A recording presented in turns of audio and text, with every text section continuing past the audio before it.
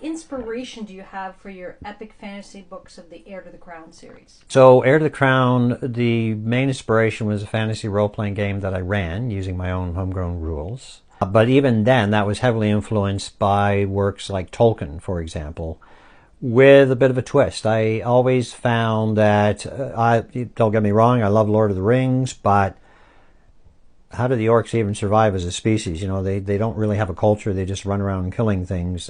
Someone's got to feed them. They have restaurants. Apparently they have restaurants, because one does not simply walk into Mordor.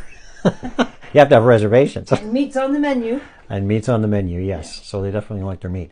So I wanted to explore differences. You know, I have a race of orcs, but they're really nothing like Lord of the Rings. But the humans in the kingdoms think of them in those terms, right? They're seen as the great evil, savage brutes, and so on. But in reality, they have a very sophisticated society.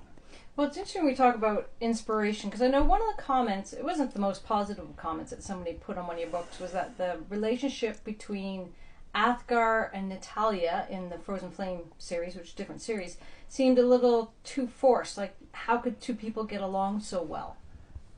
Well, essentially what you've got is two people in similar circumstances. They're both alone in the world.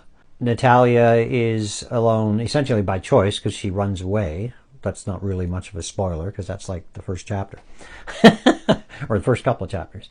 Athgar is forced on this sort of quest to discover the truth. I'll just leave it at that. Happenstance brings them together, and they're actually on the road for quite a while, but they're two essentially lonely individuals who crave, you know, some form of companionship, and it's only natural, I think, that given the circumstances they go through, that they draw closer. And they never argue. Why is that? I don't see, you know, first of all, there is romance in the story, but it's not a romance story. Yes.